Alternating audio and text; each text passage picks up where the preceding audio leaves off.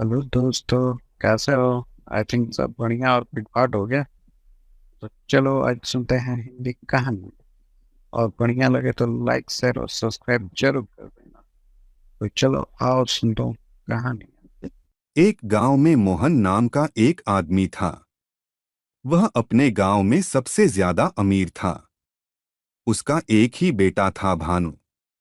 वह हमेशा बीमार ही रहता था क्योंकि उसके पेट में एक सांप ने अपना घर बना लिया था। वह हमेशा पेट की दर्द से परेशान रहता था। भानु के पिताजी ने बहुत डॉक्टर से इलाज करवाए, लेकिन कोई उसके पेट दर्द का इलाज नहीं कर पाया। वह सांप की वजह से दिन पर दिन कमजोर होता जा रहा था। भानु एक दिन उदास होकर शहर चला गया। वहां उसने एक छोटा मोटा उसी से वह अपना गुजारा करता और रात को एक मंदिर में सो जाता था। काम ढूंढा, उससे जो कुछ थोड़ा बहुत पैसा मिलता था उसी से वह अपना गुजारा करता और रात को एक मंदिर में सो जाता था। उसी शहर में एक बीरेंद्र नाम का अमीर आदमी अपने दो बेटियों के साथ रहता था। बड़ी बेटी का नाम सुशीला और छोटी का नाम ललिता था। उस शहर में उसके जैसा अमीर कोई नहीं था, इसलिए वहां बस बीरेंद्र का ही राज चलता था। वह बहुत ही अहंकारी आदमी था। बीरेंद्र की दोनों बेटी बहुत सुंदर और सुशील थी। वे दोनों रोज सुबह अपने पिता के पैर छू के आशीर्वाद लेती थी और अपने दिन की शुरुआत करती थी। सुशीला अपने पिता के प्रणाम करके कहती थी, पिताजी, मैं आपकी बहुत आभारी हूँ क्योंकि आप ही के कृपा से मुझे इस दुनिया के सभी सुख प्राप्त हुए हैं। बीरेंद्र जब इतना सुनता था तो बहुत खुश हो जाता था, लेकिन ललिता अपने पिता को प्रणाम करते समय चुप रहा करती थी। एक दिन बीरेंद्र ने ललिता से पूछा, बेटी, तू प्रणाम करते समय चुप क्यों रहती है? ललिता ने विनम्र भाव से कहा, पिताजी, मैं उस ईश्वर को मन ही मन में धन्यवाद देती हूँ जिसकी कृपा से आप मेरे पिताजी हैं और मैं आपकी बेटी। इतना सुनते ही बीरेंद्र गुस्सा हो गया और बोला, मैं कोई ईश्वर को नहीं मानता। ये सब ढोंग है। इतना सारा जो धन दौलत है वो ईश्वर की कृपा से नहीं, मैंने अपने मेहनत से बनाया है। ललिता ने कहा, पिताजी, ईश्वर की कृपा नहीं होती तो आज आप पूरी जिंदगी मेहनत करके जितना भी धन जमा किए हैं सब बेकार हो जाता। बीरेंद्र बोला, अच्छी बात है, जब तुमको अपने ईश्वर पर इतना भरोसा है तो आज देख ही लेते हैं कि तुम्हारा ईश्वर तुम्हारे लिए क्या कर सकता है। उसने अपने नौकरों से बोला, इस लड़की का विवाह किसी भिखमंगे से करवा दो ताकि इसकी औकात समझ में आ जाए। बीरेंद्र के नौकरों ने ललिता के लिए किसी भिखमंगे की खोज शुरू कर दी। एक दिन नौकरों ने भीखमंगे को खोजते खोजते एक जंगल में पहुंचे। वहां एक पेड़ के नीचे भानु भूखे प्यासे सोया हुआ था और एकदम भिखमंगे के जैसा दिख रहा था। बीरेंद्र के नौकरों ने उसको पकड़ लिया और उसके पास ले आए। बीरेंद्र ने अपने छोटी बेटी ललिता का विवाह उसी कर दिया। यह देखकर सुशीला ने उसका मजाक उड़ाते हुए बोली, व्यर्थ की बातें करके तुमने पिताजी को गुस्सा दिला दिया था।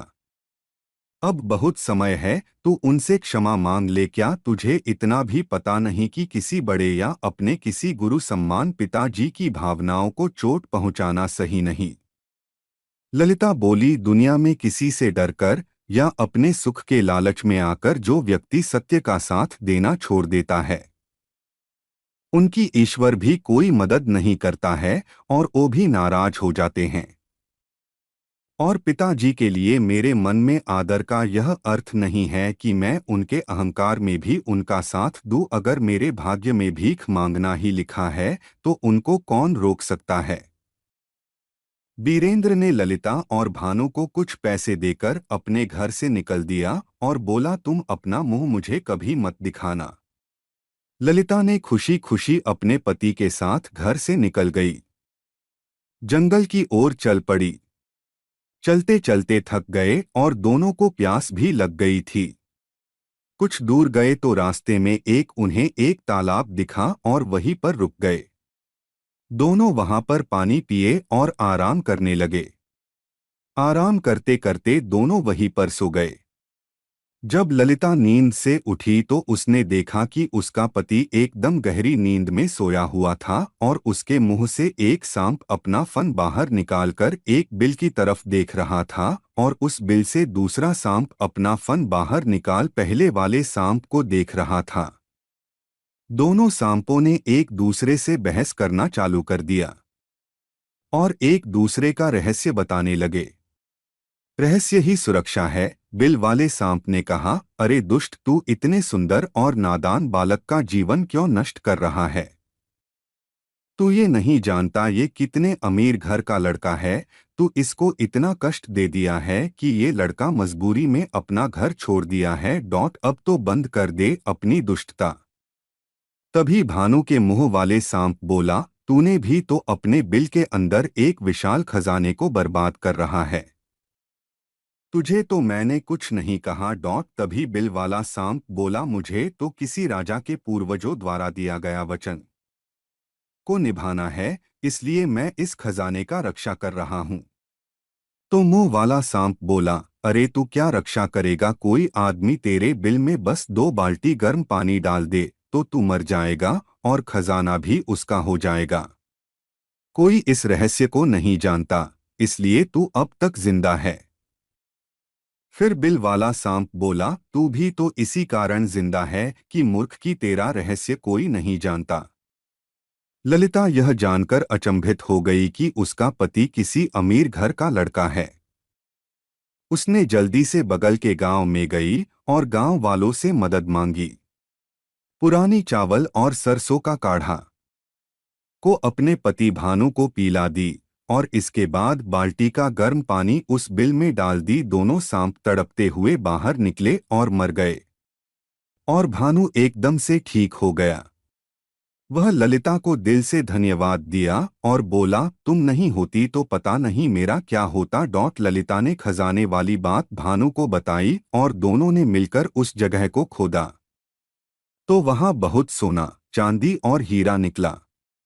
वे दोनों खुश हो गए और भानु ने वहां का पूरा खजाना और अपनी पत्नी ललिता को लेकर अपने गांव खुशी खुशी चला गया। सारांश इस रहस्य ही सुरक्षा है कि कहानी से हमें ये शिक्षा मिलती है कि हर इंसान को अपनी गुप्त बातें किसी को बतानी नहीं चाहिए। इसलिए कहा गया है कि रहस्य ही सुरक्षा है। आप लोगों को ये कहानी कैसी लगी हमें कमेंट करके ज़रूर बताएं और हमारे चैनल में नए हैं तो चैनल को सब्सक्राइब ज़रूर करिए। आपको आपके चाहने वालों का कसम, अगर उनसे सच्चा प्यार करते हैं तो हमारी मदद ज़रूर से करें। देखिए दोस्तों, तो लाइक और शेयर और सब्सक्राइब कर दीजिए ना।